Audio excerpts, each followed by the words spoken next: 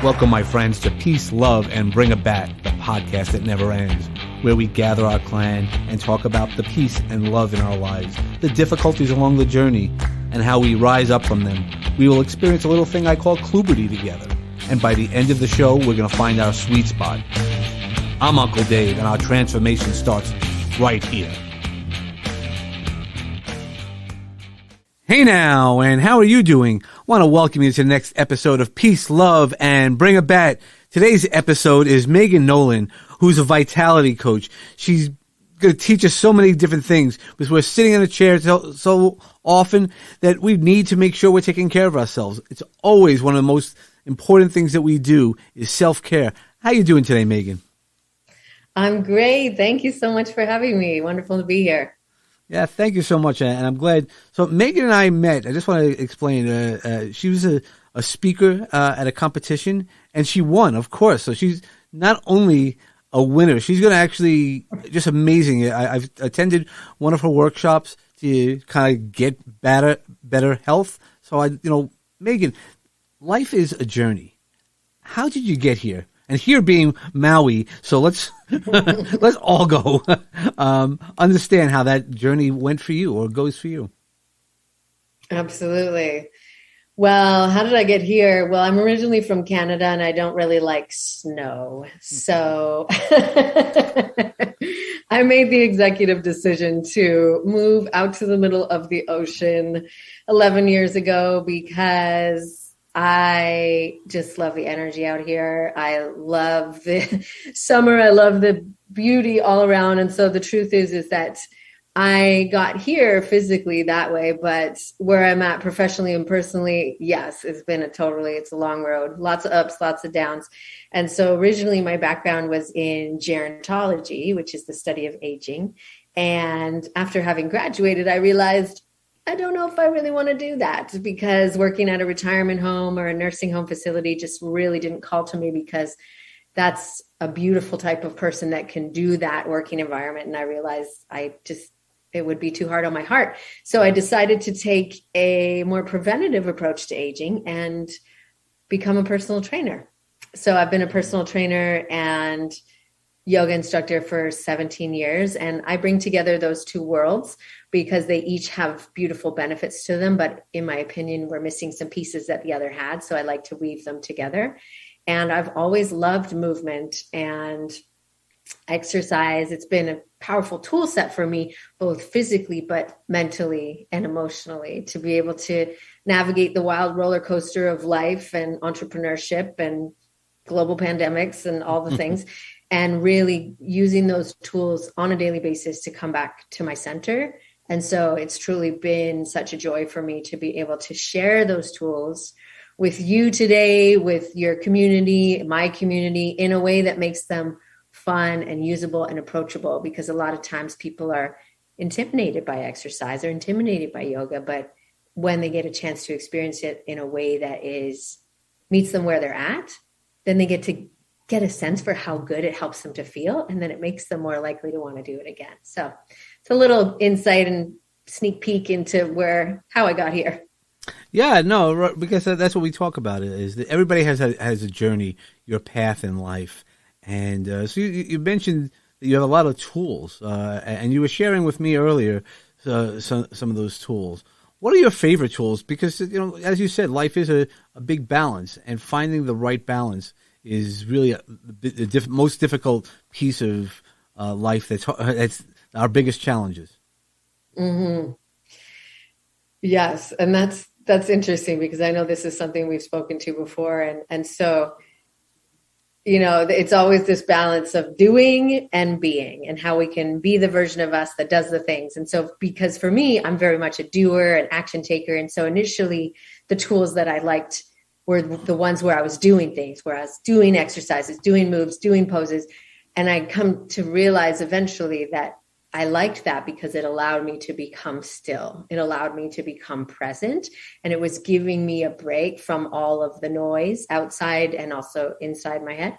And so really the tools that have become the most powerful for me were the ones that were most challenging initially. And, some of the poses that initially I went to my teacher and I said, this warrior one pose, it's just really not for me. It's a little challenging, and in hopes that she would say, oh yeah, don't worry about that one anymore. You should try something else.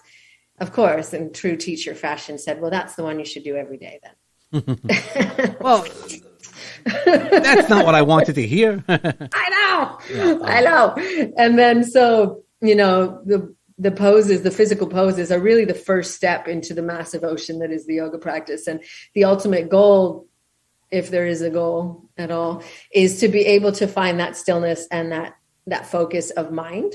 And so I, for a long time, avoided meditation because it was so hard for me, because I really couldn't get my brain to shush it at all, which really frustrated me. And I avoided it for a long time until I realized how like a fraud and an imposter I felt that I wasn't doing that. And so when my grandmother was diagnosed with dementia, I started looking into what I could do to keep my brain healthy. And all the research kept coming back and pointing to one thing in particular: meditation, for the focus of allowing your neurons to mature. And so I was like, okay, well, sign me up. I'm going to try again. I'll try again, and so I went to the same teacher and I said, I just can't do it. And she said, well, maybe you haven't found your stick. And I said, I'm not sure what you mean. And she said, well, the mind is like an elephant. It's very curious and it wanders all around, tries to pick things up. So elephants, when they're walking, are usually given something to hold, whether it's the tail of the elephant in front of them or a stick to hold in their trunk. And you've probably seen that in photos. Sure. And so she said, you just haven't found your stick. So you got to find something that works for your elephant. And I said, wow, that's a beautiful analogy. And that totally makes sense, because I literally was just trying to sit there and just breathe. And I just couldn't get the to happen. So subsequently, in some of the training that I've learned, is some tools of the mental fitness practice that are so simple to achieve that stillness of meditation. And so something that's so simple that you can do anywhere is literally just lightly rubbing your fingertips together and focusing on that sensation while you're feeling yourself ground and relax. And so that's a powerful tool that I use all the time. And now that I've gotten more comfortable with meditation, I really, really love and look forward to, I use mantras in my meditation. So I find that when I'm focusing on the breathing and my internal presence combined with the mantras, then I can experience the stillness. Sure. So it seems like I need to be doing several things to get to that point, but those are some of the tools I really like. Well, it's different ways of quieting your mind and having you focus. I know there's times people go, I fall asleep during meditation, and that's okay. So do I at times. You're so deep in thought, right? But it's that relaxation because you feel refreshed. And that's part of, I come at it a different way, but I love that elephant analogy is, finding your stick. Because if you think about it, an elephant walks slowly. It's very, animals, when they walk, they're very in present. No matter what they're doing, they're focused on exactly what they need to do. And, humans need to do that a little bit more rather than thinking of what others are thinking or how we are perceived. Just grab that stick. I love that. I'm going to probably steal that or use it in a lot of different ways, because you do. If you focus on that one thing, it all becomes easy, right? There's the image of those horses who are tied to like a bucket. And of course the horse can, go wherever it wants, but it thinks it can't go because of the rope. So what are some of the ropes that you might have, or how did you find your stick? Maybe that might be the better question, keeping with your story. Trial and error. Okay, and that's right. There's so many different resources. And do you use the same resources all the time? No, I like variety. I like to try different tools and see how they work and how they fit for me. And so some of the ropes, I suppose, really most of the ropes I've discovered have been very much internal, very much the dialogue of trying to push harder, trying to achieve more, trying to do it better, and then really coming back to that knowing, which is the essence of the yoga practice, is to come to a place of stillness within, that you've quieted the mind and you get tapped back into the wisdom of the body. So actually, speaking of that, another tool that I really like to use is tapping or the emotional freedom technique, because for me, that the speaking out loud, whatever is going on. It's kind of like I'm very much a verbal processor. And so for me, the tapping and talking it through has been very powerful, because otherwise, previous to that, I tended to just ruminate in that swirly mess internally. You go into that downward spiral. You start going down, and that's why I know we've shared the havening technique, which is similar to EFT. That's how it actually came about. The doctors wanted to know, why does EFT work, and is there any research as to why? And they found most of our reactions are from the amygdala.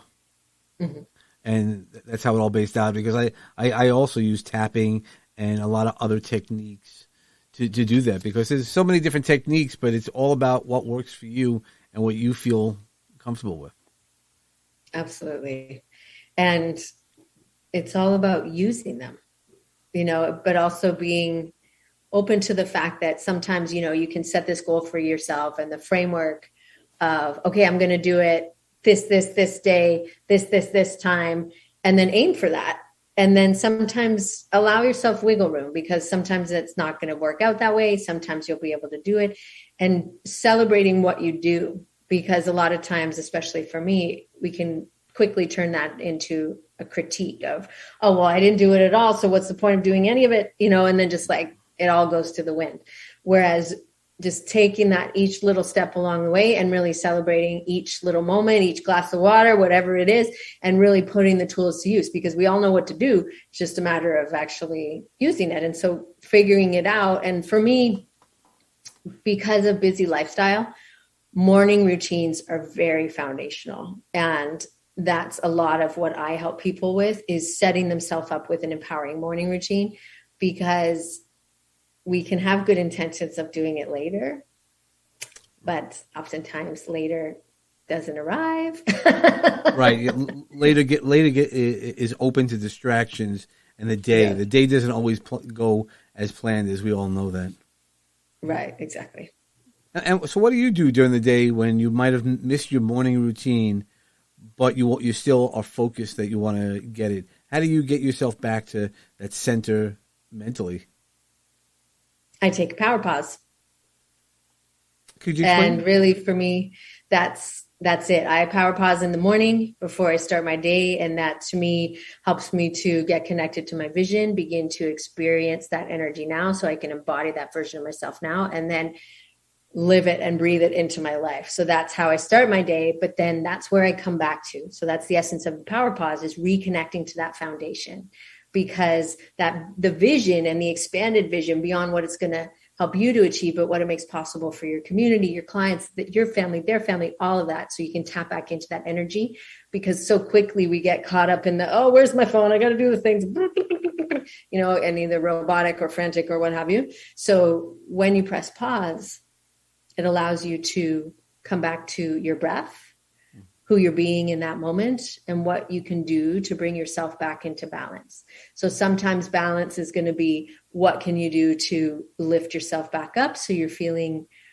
positive, you're feeling optimistic, or sometimes when you're feeling really frantic and scattered and it'll be to bring yourself back down so you feel more grounded, you feel more calm. So you get to play with how you want to use the tools so that you can find that place of coming back to you, right? Because that's the key, is coming back to you, so you can move back into your day from that empowered, centered place, rather than the frantic and frazzled and blah, blah, blah sort of state.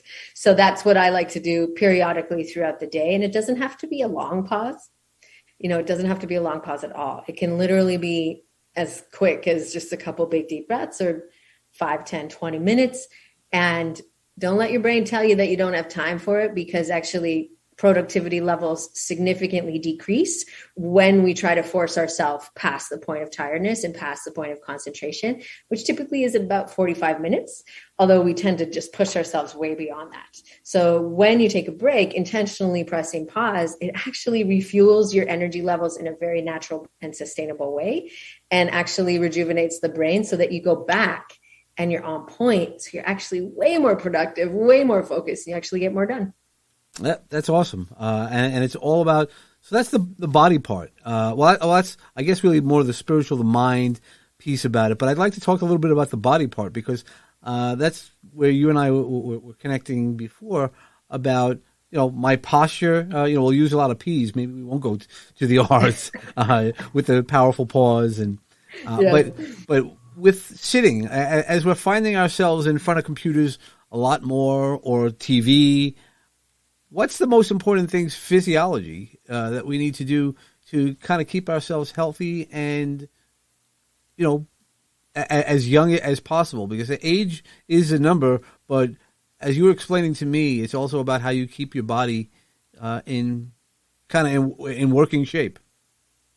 Yes, absolutely. A couple things that are really important is the morning routine is something that is done intentionally to wake up your postural muscles. So typically, one could argue that every muscle in your body supports your posture because they either directly support your spine, right. But the muscles that help you to hold strong posture. So beyond your abs, your core is actually a lot more involved than a lot of people think, but it involves a lot of the muscles on the back of your body.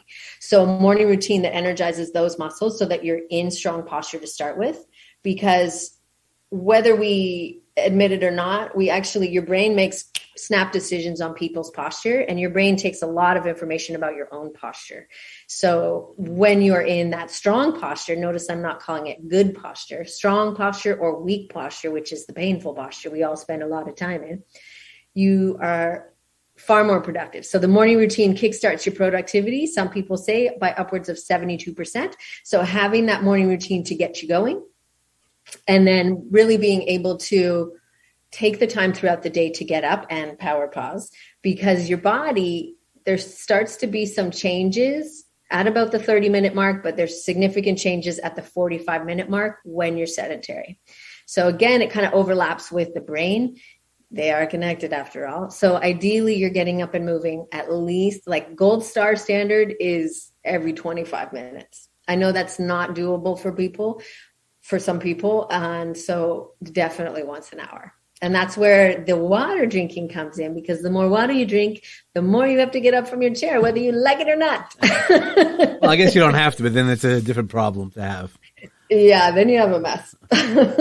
Yeah. So, but also, it's also that integration, that balance of doing that. We'll be back in a moment.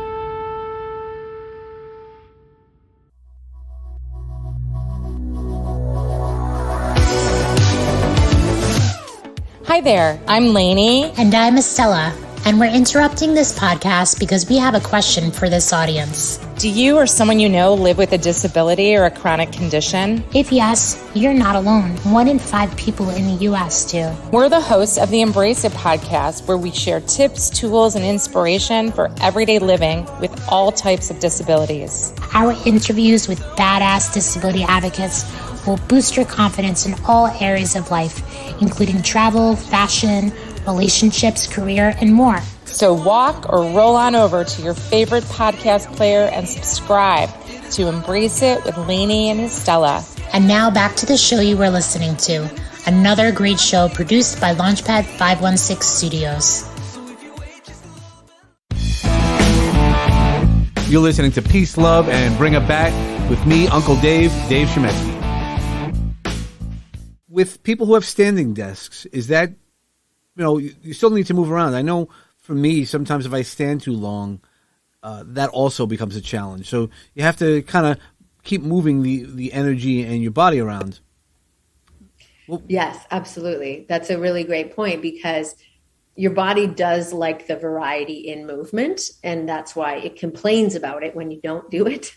The human body is not designed to hold one position for long periods of time, and that can be defined as anything more than 5 minutes. And so we tend to spend a lot of time in the standing position or the sitting position. So if you do have a standing desk, then a good alternative for you would actually be to sit for a little bit, to sit down and do some seated stretches, or to lay down on your back and do some movements or some stretches, and then go back to your desk. Or if you have a desk that allows you to go up and down, then you can stand for a while and then sit for a while. And a technique to use to measure that actually is really powerful for your productivity and your performance is the Pomodoro technique. Are you familiar with that one? I've heard of it, but could you explain it to us for people who don't know? Sure. So it was actually developed by a man from Italy, and I'm totally forgetting his name right now, but pomodoro is the Italian word for tomato. Mm-hmm. And so at his mom's house, she had a timer that was in the shape of a tomato. So it was a kitchen timer, I'm assuming. And he decided that he was going to try to time himself while he was working. And so he created this technique. And so that's why it's called the pomodoro technique. So you work for a 25-minute interval, undistracted, and then you take a 5-minute break. And so that's where you could take your power pause, move away from the computer, go outside, do some stretches, do some movements, have a snack or what have you. And then you go back to work for another 25 and then have another 5-minute break. So if you follow that routine, you do that interval 3 times, and then you take a longer break. So that's when you could go have lunch or go, do something else.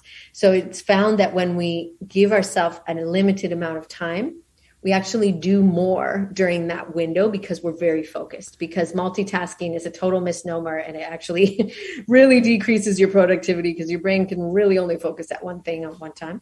So when you use that limited time, you actually get more in, because when we give ourselves more time, it stretches everything out a long time, right? And so that's a good measure for, all right, I'm on it. Here we go.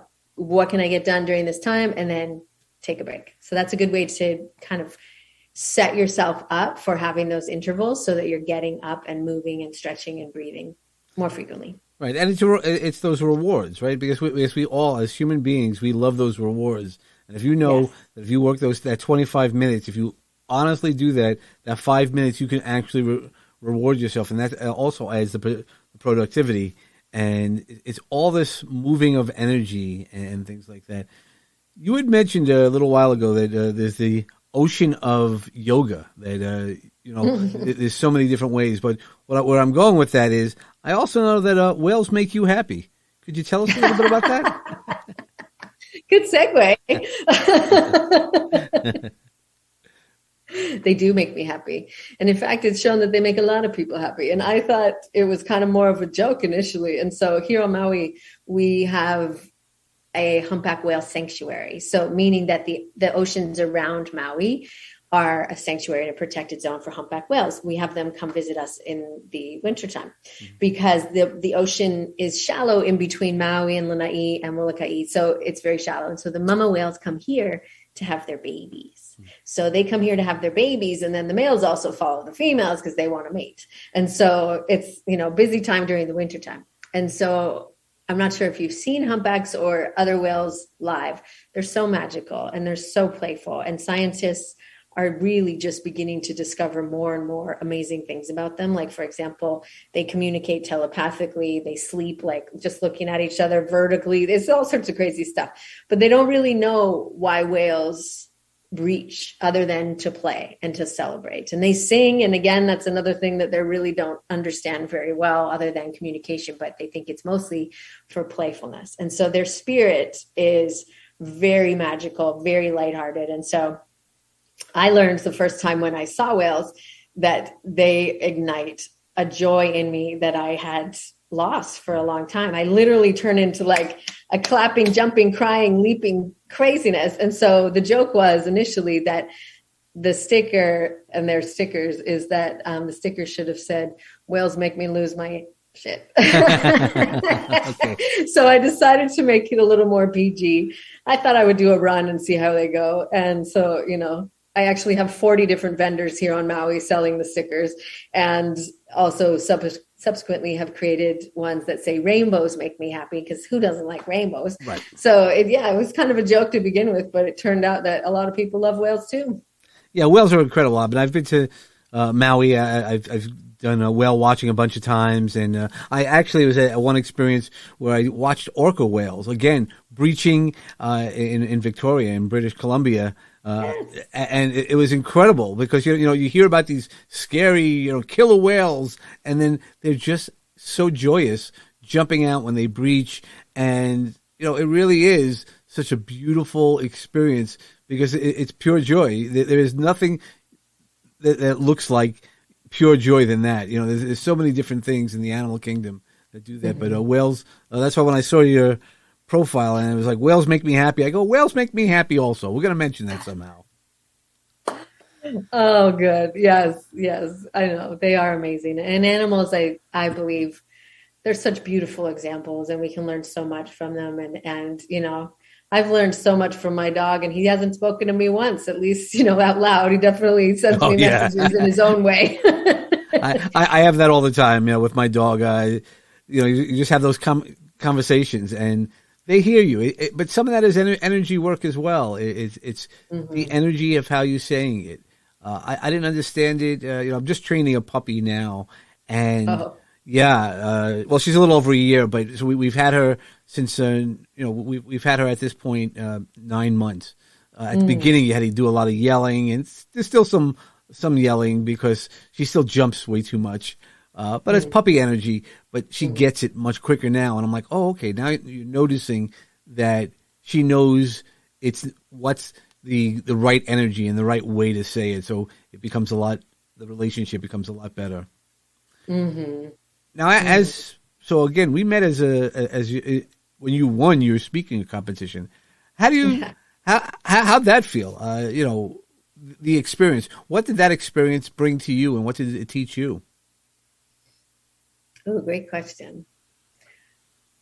It felt incredible. It felt so amazing to be honored and recognized in that way, because admittedly, I had never really done any speakers competition before, had any speakers training. And so to be able to make it to the finals and then subsequently win was just absolutely wonderful. And to be honest, I kind of knew I had made the decision that I was going to win from the beginning in my heart. And so I just stood in that knowing the whole time. And I definitely had the nerves. And then at the last final round, I was the last one to go. And so I was really having to do my PQ reps. So my grounding techniques. So the positive intelligence tool set that I've been learning and training in. And so I was really just staying in my breath, staying in the moment, listening to the speakers, but staying very calm.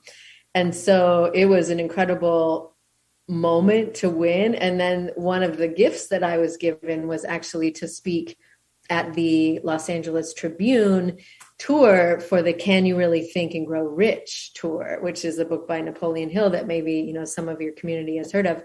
And so to be able to share the stage with some really big names like Jack Canfield and Les Brown and Joe Vitale, and to have a 10-minute solo segment, and was able to do that and speak live. And actually, it was virtual, thankfully, because I actually had COVID at the time. So that was a whole other layer of the experience. But to get on stage, the virtual stage, and just to be there and have the opportunity to be authentically myself, but to share something that is so impactful and has been so impactful for me. But I know when people use the tools, that it can be so transformative for people. Was literally, I could feel my heart and my soul and my spirit and all my guides and all my everythings were just literally doing this dance of celebration and gratitude and joy. And so it was an incredible experience.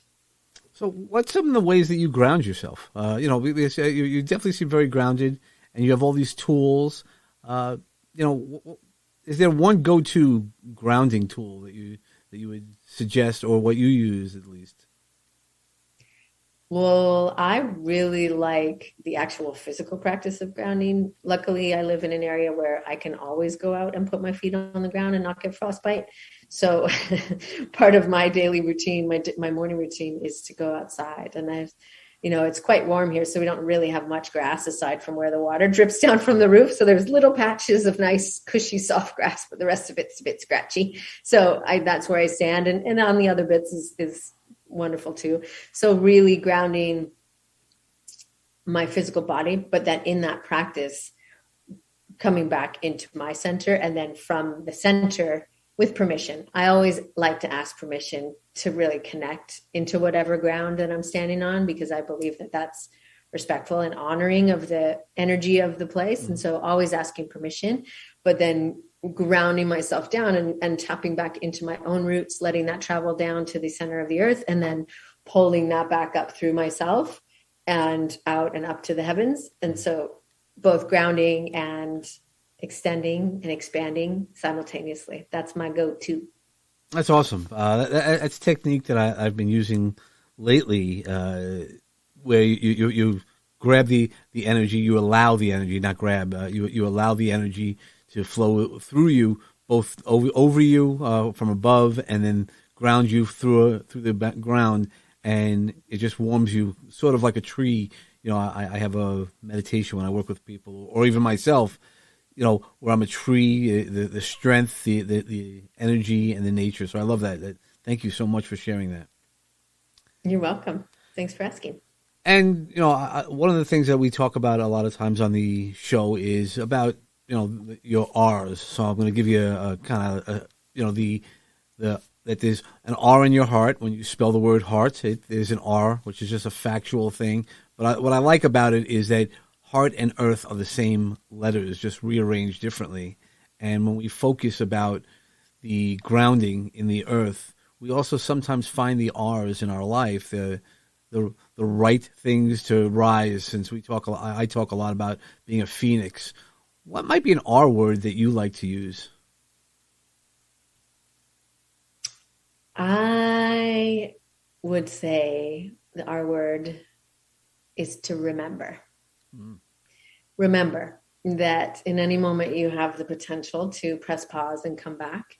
Remember how powerful you are, that you get to decide how you're going to respond rather than react. Oh, two more R words, but going back to remember. Remember that you are connected, should you choose to connect, right? The grounding that we just spoke to. Remember that you have all of these powerful tools. You have the lessons, you have the guidance, you have the love, the support. Because a lot of times if we get caught up in that inner hurricane or that downward spiral, as you mentioned before, our brain can try to convince us otherwise. But when we choose to remember and we release all of the other things, it really is such a calming tool set that is the best place for us to move from, so that we can really show up with that vibrance and the radiance. Oh, so many R's. Sorry, I didn't do that on purpose, but they just kept coming. That's what happens. It starts attracting. Right? Remember is my one, but all the other ones complement too.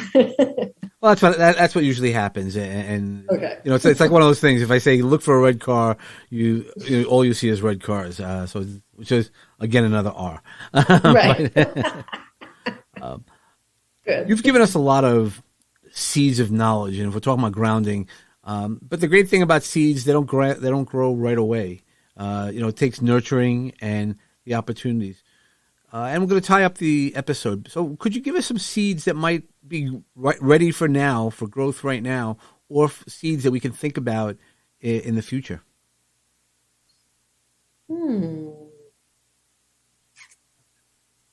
Sure. Seeds. I like that. So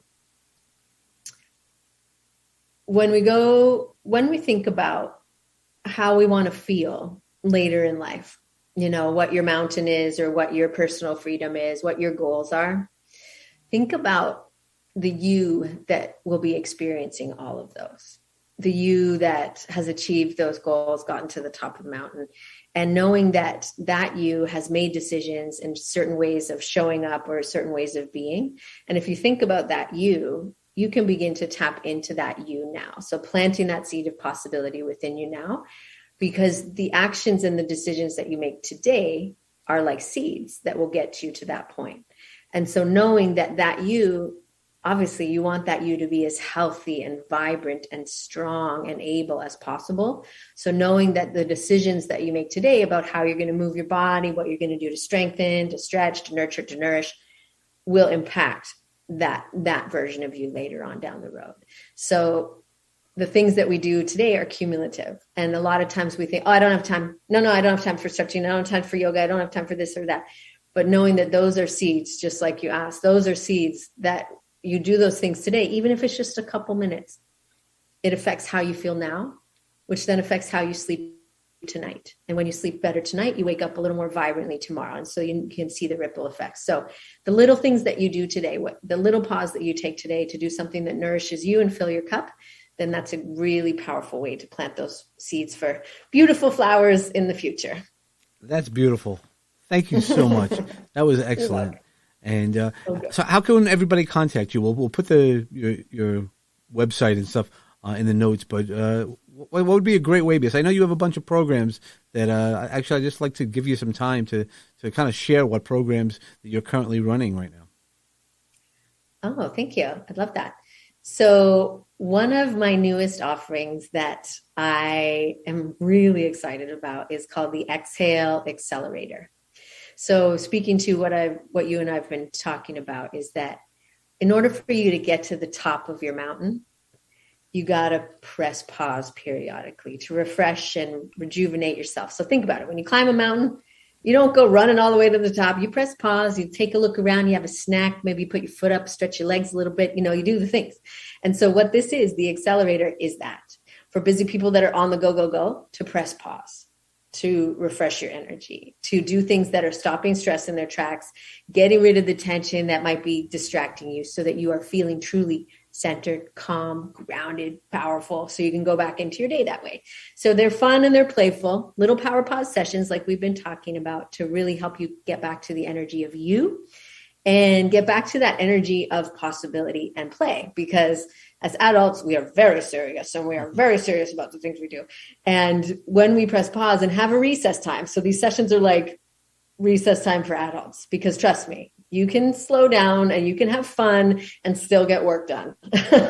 I promise. And in fact, because, all that we've been speaking to is when you slow down and when you take the time to take a break for your body and your brain, it actually gives you more time and energy. So it actually supercharges you and propels you up the mountain. So that's something that I'm really excited about. And that really, it does, as you've been speaking to come back to your energy. So if you're interested and you want to learn a little bit more and have an experience of that for yourself, then I have a gift for your community. So you can go to giftfrommegan.com and I have an energy fix blueprint so that you can take a time out and refresh your energy by moving yourself back into the strong posture. Get out of the ouchy slouchy and back into your strong posture. So that would be a great way to connect. And then also on Instagram, my handle is I am Megan Nolan, and I share lots of awesome tips and tools and ways that you can press pause periodically throughout your day to refresh. That's awesome. Thank you so much, Megan. And as always, every time we talk, I learn many new things, and it's a good reminder as well. As I do, I definitely am slouching because and as you shared with me, is start working out a little bit more, using that body for our good, and really strengthen myself. If we strengthen our core and the muscles, using the muscles right. I had written down. You had said it's not only strengthening your muscles; it's the way we also have the ability to flex.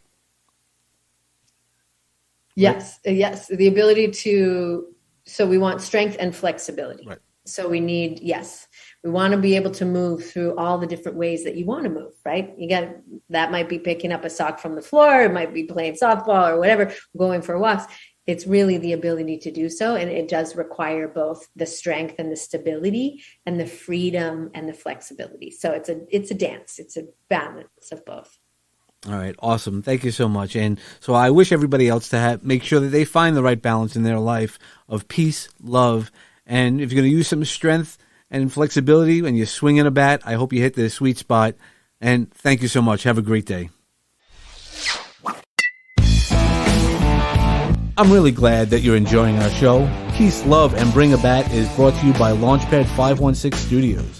Executive produced by David Chemetsky and George Andriopoulos. Music selections by James Grant, Zach Nelson, and James Gaither, and licensed through Storyblocks.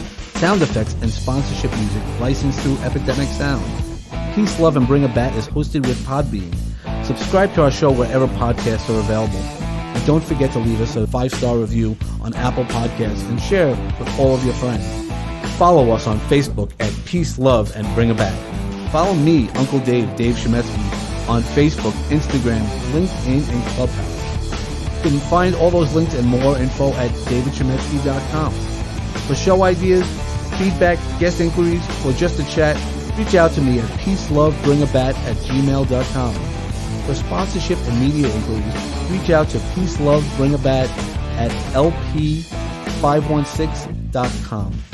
Make sure to follow all the great podcasts produced by Launchpad 516 Studios. Today's journey has come to a close, my friend. I hope the seeds of peace and love continue to grow for each one of you. Remember that peace and love surrounds you and will assist you to rise again. But don't forget to bring it back for what you believe in. Namaste.